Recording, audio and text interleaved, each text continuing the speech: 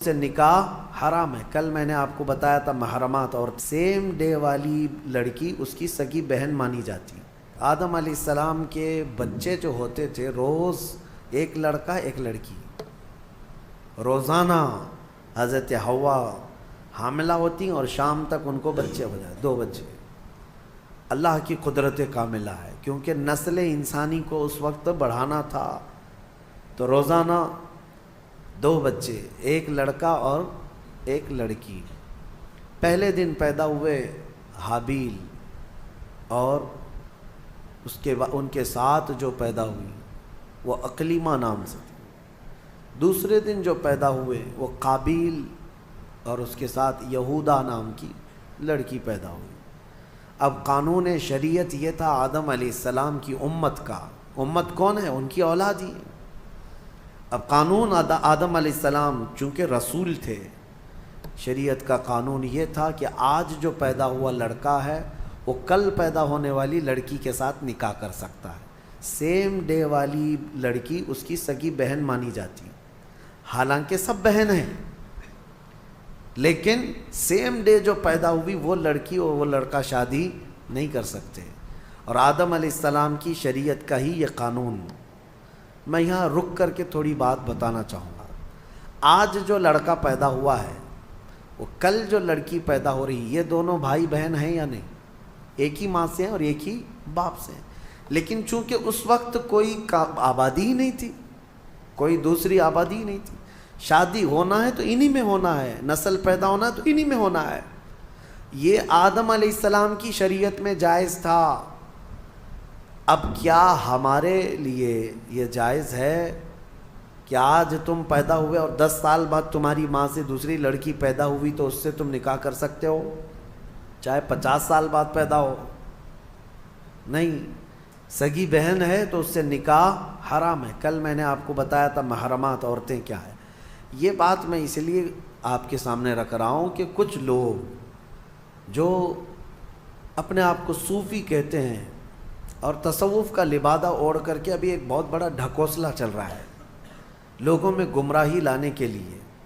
ان کو شریعت سے کوئی مطلب نہیں ہے، وہ کہتے ہیں ہم طریقت والے ہیں، وہ معرفت والے ہیں۔ ان کے ہاں کیا ہے، ایک چیز وہ دلیل کے طور پر لاتے ہیں کہ سجدہ کرنا اپنے پیر و مرشد کو یا قبروں کو یا اولیاء کو جائز ہے۔ وہ اس لیے کہتے ہیں کہ کیا آپ کو نہیں پتہ آدم علیہ السلام کو سارے فرشتوں نے سجدہ کیا تھا؟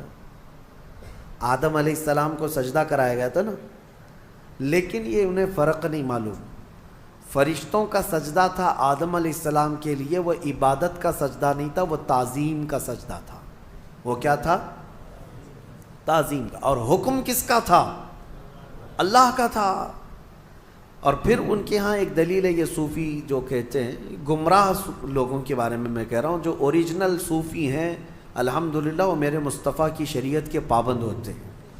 اصل صوفی دیکھنا ہو تو غوث اعظم ہے، اصل صوفی سرکار غریب نواز ہے، وہ شریعت پر پورے کامل طور پر پابند تھے۔ اور ایک دلیل وہ یہ دیتے ہیں کہ یوسف علیہ السلام کو ان کے باپ اور ان کے 11 بھائی سارے لوگوں نے سجدہ کیا تھا، وہاں بھی وہ تعظیم کا سجدہ تھا۔ پہلی شریعتوں میں تعظیم کا سجدہ جائز تھا، لیکن میرے مصطفیٰ کی شریعت میں تعظیم کا سجدہ بھی جائز نہیں، تعظیم کا سجدہ بھی جائز نہیں۔ نہ کسی پیر کو، نہ کسی فقیر کو، نہ کسی ولی کو، کسی کو بھی سجدہ کرنا جائز نہیں ہے۔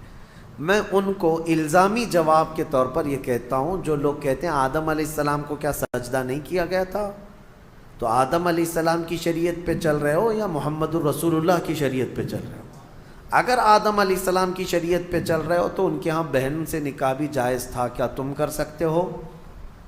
شریعت منسوخ ہو جاتی ہے، ایک نبی کے جانے کے بعد دوسرے نبی آئے، ان کی شریعت الگ ہو گئی، لیکن میرے نبی کے آنے کے بعد پچھلی تمام شریعتیں ختم ہو گئی۔ اب جو بھی چلے گی وہ کیا ہے؟ آئی نئی حکومت، سکہ نیا چلے گا، اور نبی کریم صلی اللہ علیہ وسلم کی شریعت، حتیٰ کہ قیامت کے قریب عیسیٰ علیہ السلام بھی تشریف لائیں گے تو فرمایا گیا وہ شریعت مصطفیٰ کے مطابق عمل کریں گے۔ وہ اپنی شریعت لے کر نہیں آئیں گے. حالانکہ عیسیٰ علیہ السلام نبی بھی ہیں، رسول بھی ہیں، ان کے زمانے میں ان کی شریعت تھی، لیکن قیامت کے قریب اب عیسیٰ علیہ السلام آئیں گے تو کس کی شریعت پر عمل کریں گے؟ ہمارے نبی پاک صلی اللہ علیہ وسلم. اب سنیے، آدم علیہ السلام کے بڑے بیٹے حابیل اور قابیل کا واقعہ اس میں آیا ہے. کیا واقعہ ہے؟ ہوا یہ کہ حابیل کے ساتھ جو لڑکی پیدا ہوئی ان کے ساتھ نکاح نہیں جائز تھا. دوسرے دن جو لڑکی پیدا ہوئی یہودا، اس کے ساتھ حابیل کا نکاح ہونا تھا، اور قابیل جو دوسرے دن والا ہے اس کا نکاح پہلے دن والی لڑکی سے ہونا تھا. لیکن مسئلہ یہ تھا کہ قابیل کو یعنی چھوٹے بھائی کو اپنے ساتھ جو پیدا ہوئی وہ لڑکی زیادہ پسند تھی، وہ خوبصورت بھی زیادہ تھی، وہ لڑکی زیادہ خوبصورت تھی، اور اسے اپنے ساتھ پیدا ہوئی لڑکی سے ہی شادی کرنا تھا. آدم علیہ السلام نے منع فرما دیا کہ اللہ کا حکم ہے تم اس سے نکاح نہیں کر سکتے، اس لیے کہ یہ تمہاری سگی بہن ہے. دنیا میں سب سے پہلا فتنہ عورت کی وجہ سے ہوا، سب سے پہلا فتنہ. دونوں بھائیوں میں شدید اختلاف پیدا ہو گیا. حابیل اور قابیل میں اتنا شدید اختلاف پیدا ہوا کہ ایک لڑکی سے نکاح کرنا ہے، شادی کرنا ہے. اس شادی کے چکر میں دونوں کا جھگڑا بھی ہوا، یہاں تک کہ آدم علیہ السلام نے حکم دیا دونوں کو کہ تم دونوں ایک ایک قربانی کرو جانور، اور کھلے میدان میں لا کر کے اپنی اپنی قربانی رکھو. جس کی قربانی قبول ہو گئی وہ حق پر ہے، اور قبول ہونے کا طریقہ کیا ہے؟ آسمان سے کوئی چیز آئے گی اور جس کی قبول ہے وہ قربانی اٹھا کر لے جائے گی. یہ واقعہ بھی قرآن پاک میں موجود ہے. تو دونوں نے ایک ایک قربانی کی، حابیل نے بھی اور قابیل نے بھی. دیکھیں فیصلہ اب یہ سیدھے اللہ کی طرف سے آنا ہے. دونوں نے کھلے میدان میں اپنی قربانی کو ڈال دیا جو ذبح کیا تھا انہوں نے. تھوڑی دیر کے بعد آسمان سے ایک آگ آئی اور حابیل جو بڑے بیٹے کی قربانی تھی اس کو آگ اٹھا کر آسمان میں غائب ہو گئی، وہ اس کی قربانی غائب ہو گئی. اب یہ واضح علامت تھی کہ حابیل حق پر ہے، اور اللہ کا قانون بھی یہی ہے. لیکن قابیل کو نہ ماننا تھا، نہیں مانا. عورت کی محبت دل میں ایسی رچ بس گئی تھی کہ اس حقیقی نشانی کو دیکھنے کے بعد بھی وہ نہ مانا، کہا کہ میں نہیں مانوں گا. آدم علیہ السلام نے بہت سمجھایا کہ حد سے نہ بڑھو، اللہ تبارک و تعالی حد سے بڑھنے والوں کو پسند نہیں کرتا. پھر ہوا یہ کہ آدم علیہ السلام حج پہ چلے گئے. خانہ کعبہ کی زیارت کے لیے اللہ کا حکم ہوا، آدم علیہ السلام چلے گئے. اب یہ واقعہ کہاں پیش آیا تھا، اس میں تاریخ میں الگ الگ باتیں آتی ہیں، لیکن بہت سارے علماء کا کہنا ہے کہ یہ واقعہ ہندوستان میں ہی پیش آیا تھا،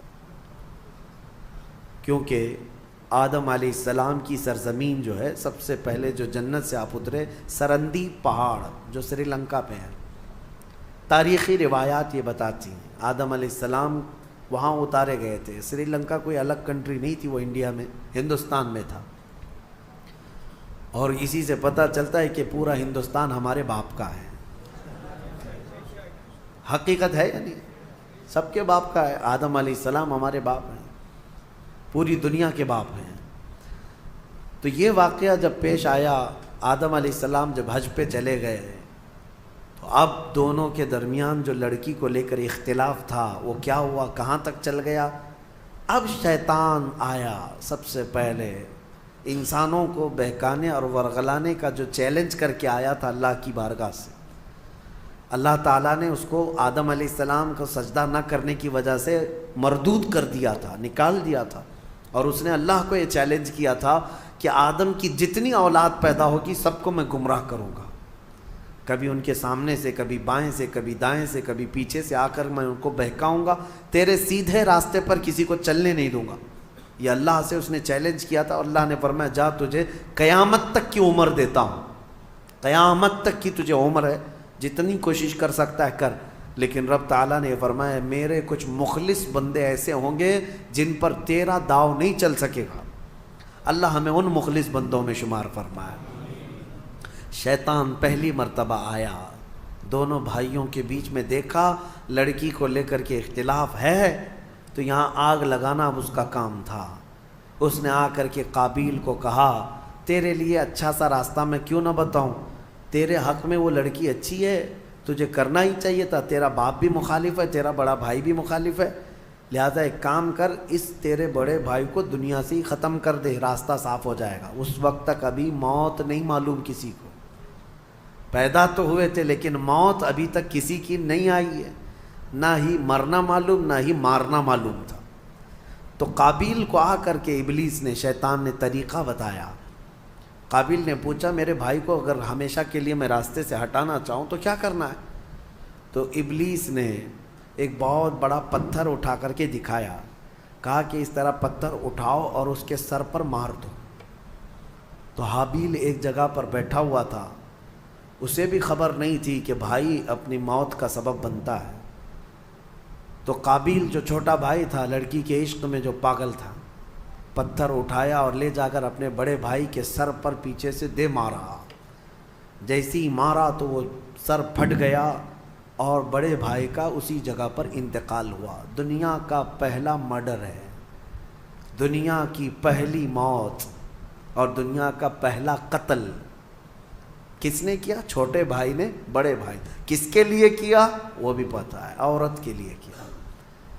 ہوا یہ کہ قتل کرنے کے بعد اب یہ تک نہیں پتہ تھا اس کو کہ کرنا کیا اس لاش کا۔ اللہ فرماتا ہے فَبَعَثَ اللَّهُ غُرَابًا يَبْحَثُ فِي الْأَرْضِ، اللہ تعالیٰ نے کوے کو بھیجا۔ کوا، دو کوے آسمان سے اڑتے ہوئے آئے، ایک کوا دوسرے کوے کو ٹھونک مارتا تھا، لڑائی دونوں کی چل رہی تھی، دونوں کووں کی لڑائی چل رہی۔ قرآن میں اللہ نے بیان فرمایا اس کو، لڑتے لڑتے ایک کوے نے دوسرے کوے کو اتنا مارا کہ زمین پر گر گیا، ایک کوا مر گیا، دوسرا کوا بیٹھا تھا۔ ایک زندہ کوا ہے اور ایک مردہ کوا ہے، کوے بھی دونوں بھائی ہی ہوں گے، اور کیا پتہ وہ بھی کسی لڑکی کے لیے لڑ رہے ہوں، لیکن یہ تو تفسیر میں نہیں ہے، کیوں لڑ رہے تھے یہ تو نہیں معلوم، لڑے اور مارا بھی ایک کوے نے اور مر گیا دوسرا کوا۔ تو رب تعالیٰ فرماتا ہے پہلے کوے نے اپنے پیروں سے زمین کھودنا شروع کیا، کچھ زمین کھودا اور مرے ہوئے کوے کو اس گڑھے میں دھکیل دیا اور پھر پیروں سے اس کے اوپر مٹی ڈال دیا۔ تو قابیل وہ کووں کی اس حرکت کو دیکھ رہا تھا، اس کے بعد اسے یہ پتہ چلا کہ اپنے مرے ہوئے بھائی کو اس طرح زمین میں چھپا دینا چاہیے۔ تو پہلی مرتبہ قابیل نے خود قبر کھودی اور حابیل کو اس کے اندر دفن کر دیا اور اس پر مٹی ڈال دیا۔ یہ دنیا کا پہلا قتل تھا ایک عورت کے حصول کے لیے، لیکن بتایا گیا کہ اس قابیل کو بھی وہ عورت نہیں مل سکی۔ آدم علیہ السلام جب تشریف لائے تو شریعت کا حکم عدولی اور پامالی کرنے کے سزا دی گئی اس شخص کو، قابیل کو۔ عورت نہ اس کو ملی نہ اس کو ملی۔ یہ دنیا ایسی ہے جس کو امام اہل سنت فاضل بریلوی رحمۃ اللہ علیہ نے کیا ہی بہترین انداز میں فرمایا، شہد دکھائے زہر پلائے، قاتل ڈائن شوہر کش، اس مردار پہ کیا للچائے، دنیا دیکھی بھالی ہے۔ ہاں یہ شہد دکھتا ہے، ہوتا زہر ہے۔ اب اس کے بعد آیت جو آئی ہے وہ ہمارے لیے سب سے بڑی عبرت کی آیت ہے۔ رب تعالیٰ فرماتا ہے من اجل ذالک کتبنا علی بنی اسرائیل، اسی وجہ سے اللہ فرماتا ہم نے یہ لکھ دیا کہ جس نے کسی ایک جان کو قتل کیا، ایک جان کو قتل کیا، اللہ فرماتا ہے فَكَأَنَّمَا قَتَلَ النَّاسَ جَمِيعًا، گویا کہ اس نے پورے انسانوں کا قتل کیا، پورے انسانوں کا قتل کیا۔ وَمَنْ أَحْيَاهَا فَكَأَنَّمَا أَحْيَا النَّاسَ جَمِيعًا، اور جس نے کسی ایک جان کو بچایا گویا کہ اس نے پورے انسانوں کو بچایا۔ یہ اللہ کا قانون ہے، جس نے ایک قتل کیا اس نے پورے انسانوں کا قتل کیا۔ اب یہاں سے قیامت تک جتنے مرڈر ہوں گے، قتل ہوں گے، ان سب قتل اور مرڈر کا گناہ اس قابیل کو دیا جائے گا جس نے سب سے پہلا قتل دنیا میں کیا۔ لیکن کوئی یہ نہ سمجھے کہ اس کو نہیں ملے گا، سب قابیل پہ جائے گا، ہاں یہ سوچ کر کے مرڈر شروع ہو جائے۔ قتل کرنے کا گناہ خود کا گناہ تو ہے ہی، لیکن اتنا بڑا گناہ اس کو بھی دیا جائے گا جو فرسٹ ٹائم شروع کیا ہے۔ اور اسی قاعدے کے مطابق کوئی بھی برا کام تم شروع کر رہے ہو، یاد رکھو اگر اس کی پیروی کرتے دوسرے لوگ بھی وہ گناہ میں ملوث ہوئے، ان سب کے گناہ کا بوجھ بھی تمہارے اوپر ڈالا جائے گا۔ ہو سکے تو کوئی نیا کام اچھا شروع کر دو تاکہ اس کی فالو کرتے کرتے لوگ ان کی نیکیاں تم تک آتی رہیں قیامت تک۔ کوئی برا کام تم نے، بہت سارے لوگ فیشن شروع کرتے ہیں، ان کو ایسا لگتا ہے کہ یہ میرا فیشن ہے، ایک نیا فیشن۔ گناہ کو اگر فیشن شروع کیا، نیکی کو فیشن بناؤ۔ اگر اس کی کوئی اقتدا کر لیا تو اس کا ثواب تمہیں ہے۔ مثال کے طور پر نماز کے بعد ہم تسبیح پڑھنا شروع کر دی، سبحان اللہ و بحمدہ سبحان اللہ العظیم، لوگ اس کو نقل کرتے رہے، جس نے بھی جہاں پر بھی شروع کیا، جب تک پڑھا جاتا رہے گا شروع کرنے والے کو اس کا ثواب ملتا رہے گا۔ آپ نماز کے بعد سلام شروع کر دیے، برسوں تک اگر میرے آقا کی بارگاہ میں لوگ اسی پر نقل کرتے ہوئے سلام پڑھتے رہے تو اس نئے کام کی ابتدا کرنے کا ثواب تو ہے ہی، لیکن جتنے لوگ اس نیک کام پر عمل کرتے رہیں گے ان سب کا ثواب بھی آپ کو دیا جائے گا، اور عمل کرنے والوں کے ثواب میں بھی کوئی کمی نہیں ہوگی۔ اسی طرح گناہ کا مسئلہ ہے،